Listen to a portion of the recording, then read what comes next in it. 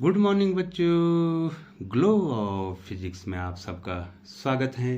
प्यारे बच्चों, science fact या साइंस जीके की बृहद श्रृंखला में पुनः आपका स्वागत है बच्चों। लिए चलते हैं हम इस वीडियो के पहले फैक्ट की ओर। तो प्यारे बच्चों, आपके स्क्रीन पर है गैल्वेनोमीटर। क्या काम करता है? विद्युत परिपथ में विद्युत धारा की उपस्थिति बताने वाला उपकरण है। ठीक है बच्चों। प्यारे बच्चों, अमीटर जो है विद्युत धारा को मापता है। ठीक है बच्चों। लेकिन गैल्वेनोमीटर क्या करता है? विद्युत परिपथ में विद्युत धारा की उपस्थिति बताने वाला उपकरण है कि परिपथ में धारा बह रही है या नहीं बह रही है। अगला फैक्ट है, लिए चलते हैं आपको अगले फैक्ट की ओर। तो अगला फैक्ट आपके स्क्रीन पर आ गया, संट। संट एक अत्यंत कम प्रतिरोध वाला तार होता है जिसे गैल्वेनोमीटर के समांतर क्रम में लगाकर अमीटर बनाया जाता है। ठीक है बच्चों। संट का प्रयोग हम जो है गैल्वेनोमीटर में करेंगे। यदि गैल्वेनोमीटर के समांतर क्रम में लगाएंगे तो अमीटर बन जाएगा। गैल्वेनोमीटर के श्रेणी क्रम में एक उच्च प्रतिरोध, यदि हम जो है गैल्वेनोमीटर के श्रेणी क्रम में उच्च प्रतिरोध लगा देंगे तो वो वोल्टमीटर बन जाएगा। ठीक है बच्चों। इसका मतलब ये है कि हम गैल्वेनोमीटर का रूपांतरण अमीटर में कर सकते हैं और गैल्वेनोमीटर का रूपांतरण किस में कर सकते हैं? वोल्टमीटर। अर्थात हम गैल्वेनोमीटर से अमीटर भी बना सकते हैं और गैल्वेनोमीटर से वोल्टमीटर भी बना सकते हैं। गैल्वेनोमीटर से अमीटर बनाने के लिए हमें गैल्वेनोमीटर के समांतर क्रम में क्या लगाना पड़ेगा बच्चों? एक कम प्रतिरोध वाला तार लगाना पड़ेगा जिसे संट कहेंगे। और यदि हम गैल्वेनोमीटर के श्रेणी क्रम में एक उच्च प्रतिरोध का तार लगा देंगे तो वो क्या बन जाएगा? वोल्टमीटर बन जाएगा। बहुत ज्यादा इंपॉर्टेंट था बच्चों, ये आपकी समझ में आ गया होगा बच्चों। तो लिए चलते हैं बच्चों आपको अगले फैक्ट की ओर। ठीक है बच्चों। क्या कह रहा है? ट्रांसफॉर्मर केवल प्रत्यावर्ती धारा एसी के लिए प्रयुक्त किया जाता है बच्चों।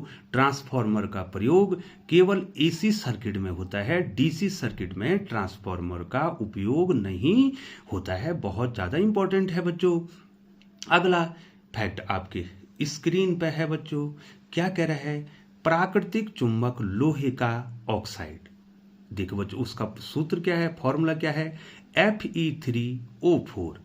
इसका प्रयोग हम प्राकृतिक चुंबक बनाने के लिए करते हैं। ठीक है, ये प्राकृतिक चुंबक होता है बच्चों। ठीक है बच्चों, ये Fe3O4 क्या है? लोहे का ऑक्साइड है और ये प्राकृतिक चुंबक है। और अगला फैक्ट आपके स्क्रीन पे है। देखिए बच्चों, यहाँ पर चुंबकीय क्षेत्र की तीव्रता सदिश राशि है और इसके मात्रक बच्चों यहाँ पर हमने 3 मात्रक लिखे हैं।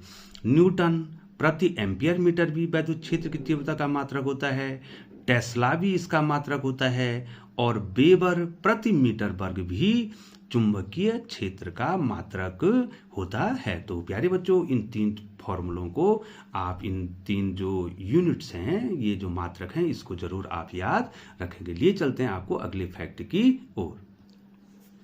तो अगला फैक्ट है रेडॉक्स अभिक्रिया। रेडॉक्स रिएक्शन क्या होता है?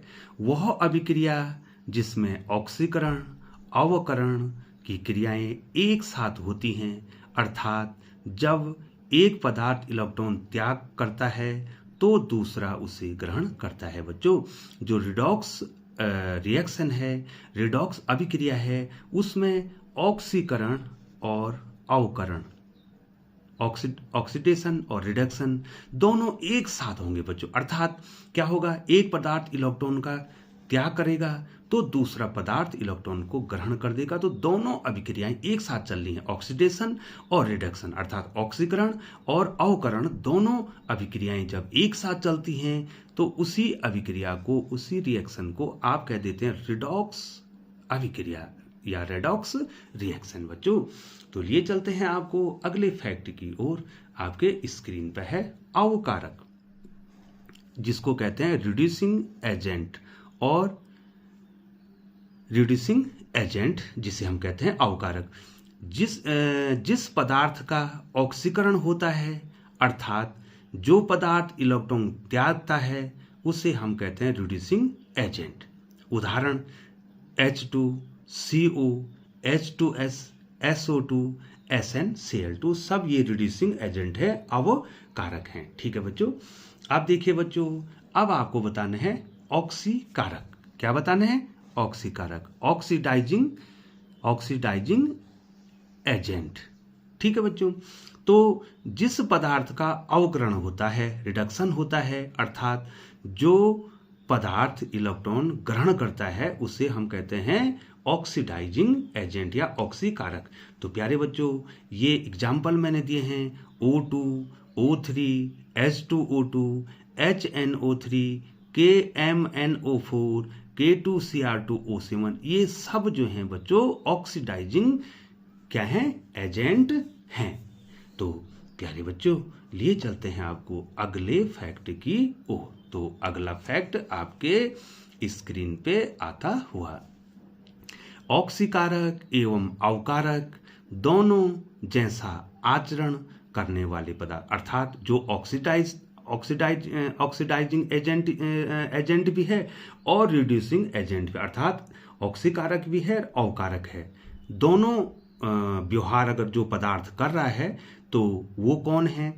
H2S, H2O2, SO2 और HNO2 जो है, मैंने कुछ एग्जाम्पल यहाँ पर लिए हैं, जो ऑक्सीडाइजिंग रिएजेंट एजेंट भी हैं और रिड्यूसिंग एजेंट भी हैं। तो प्यारे बच्चों, लिए चलते हैं आपको अगले फैक्ट की ओर, और जो कि बोर्ड की परीक्षा में भी आपको पूछा जाता है। ये देखिए बच्चों, KMNO4 में Mn की ऑक्सीकरण संख्या कितनी होगी? तो KMNO4 में बच्चों K का +1 हो गया, Mn का निकालना है, Mn को हमने +X लिख दिया, और O का -2 होता है। O का कितना होता है बच्चों? -2 होता है। ठीक है बच्चों। तो 4 से मल्टीप्लाई कर दिया तो कितना? -8 और बराबर 0। यहाँ पर कोई, इस पूरे पर कोई आवेश नहीं है, तो कितना लिख दिया? 0 लिख दिया। तो ये कितना हो गया बच्चों? -8 + 1 तो -7 हो गया। तो x - 7 = 0। तो x = 7। ठीक है बच्चों। तो यहाँ पर बच्चों Mn की ऑक्सीकरण संख्या कितनी आ गई है बच्चों?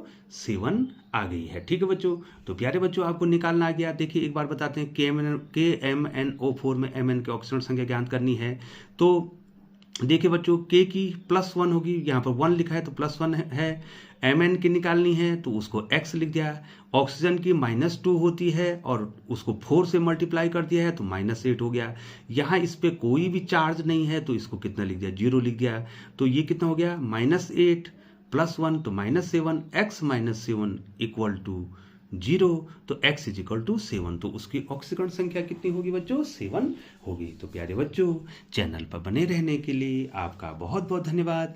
प्यारे बच्चों, यदि आपने चैनल सब्सक्राइब नहीं किया है तो चैनल को सब्सक्राइब कर दें, बेल आइकन को प्रेस करते हुए नोटिफिकेशन ऑन कर दें, ताकि समय समय पर ग्लो ऑफ फिजिक्स के द्वारा उपयोगी वीडियो आप तक आती रहे। पुनः आपका बहुत बहुत धन्यवाद।